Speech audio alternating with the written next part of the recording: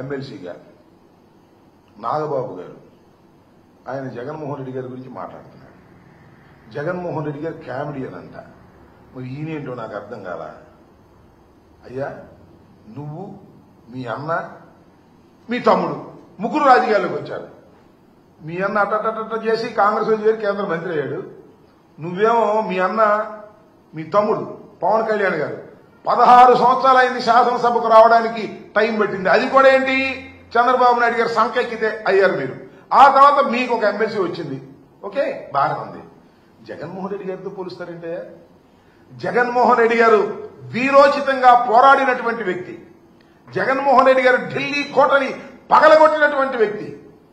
Party పెట్టిన 10 సంవత్సరాలకే శాసనసభ్యుడిగా ముఖ్యమంత్రిగా అయి ఈ రాష్ట్రాన్ని 5 సంవత్సరాలు పరిపాలించినటువంటి వ్యక్తి.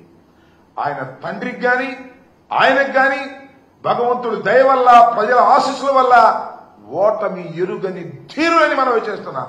వాళ్ళతో పోల్చుకుంటారండి మీరు, నాకు అర్థం కాల. మీరేదో ఇంకో మాట అన్నాడండి ఎవరు ఒక ఆయన, జగన్మోహన్ రెడ్డి గారంట రాజశేఖర రెడ్డి గారు కొడుకు కాకపోతే ఏమయ్యేవాడు, ముఖ్యమంత్రి అయ్యేవాడు అంటున్నాడు.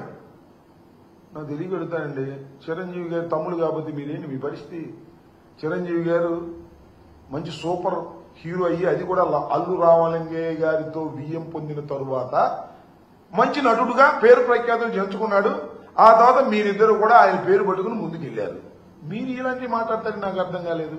రాజశేఖర రెడ్డి గారు గాని, జగన్మోహన్ రెడ్డి గారు గాని అత్యంత ప్రజాదరణ కలిగినటువంటి నాయకులు. అత్యంత ప్రజాదరణ ఎలా వచ్చింది? ప్రజలకు సేవ చేయడం ద్వారా వచ్చింది తప్ప సినిమాలో నటించడం ద్వారా వచ్చినటువంటిది కాదు అనేది కాస్త అన్నదమ్ములు ఇద్దరు తెలుసుకుంటే మంచిదని మనం చేస్తున్నా. ఇవాళ నాగబాబు గారు రెచ్చిపోయి మాట్లాడుతూ ఉన్నాడు. పాపం ఆయన కూడా ఏదో అన్నాడు, వీళ్ళకి టికెట్ ఇచ్చి వెళ్ళిపోయిన ఆయన కూడా ఏదో అన్నాడు తెలుగుదేశం ఆయన్ని. ఇలా పిచ్చి పిచ్చిగా మాట్లాడడం వల్ల ఏమీ ఉపయోగం లేదు.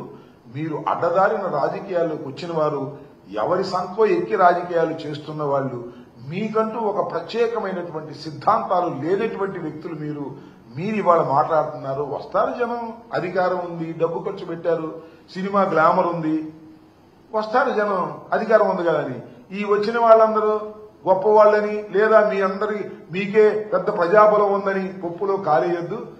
దక్షిణాదికి వెళ్తేనంట, మన ఉత్తరాదికి వెళ్తేనంట అందరూ ఫోటోలు దిగుతున్నారంట పవన్ కళ్యాణ్ గారి గురించి.